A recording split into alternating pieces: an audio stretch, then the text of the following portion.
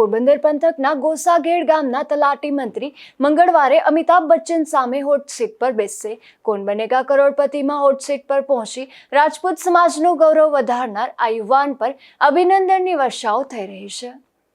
કોણ બનેગા કરોડપતિ સિરિયલમાં પોરબંદર રાજપૂત સમાજના અગ્રણીના પુત્રને તક મળી છે.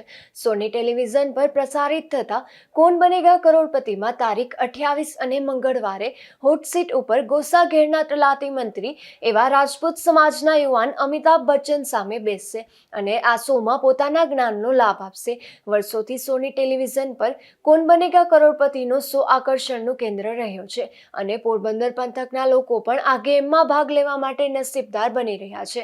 ત્યારે ગોસાગેડના તલાટી મંત્રી એવા 26 વર્ષના યુવાન મિલનસિંહ પ્રદ્યુમનસિંહ જેઠવાને પણ હોટ સીટ પર બેસવાની તક મળી છે અને સોમવારે તેનું શૂટિંગ કરવામાં આવ્યું છે.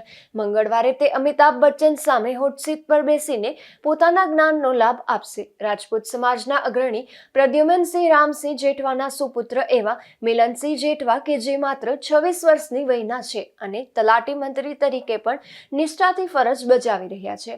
ત્યારે હવે આ યુવાને અમિતાભ બચ્ચન સામે બેસવાની તક મળી છે. ત્યારે પોરબંદર રાજપૂત સમાજના પ્રમુખ રાજબા જેઠવા સહિતના અગ્રણીઓએ તેમને શુભકામનાઓ પાઠવી છે. અશોક થાનકી, ગુજરાત ન્યૂઝ, પોરબંદર.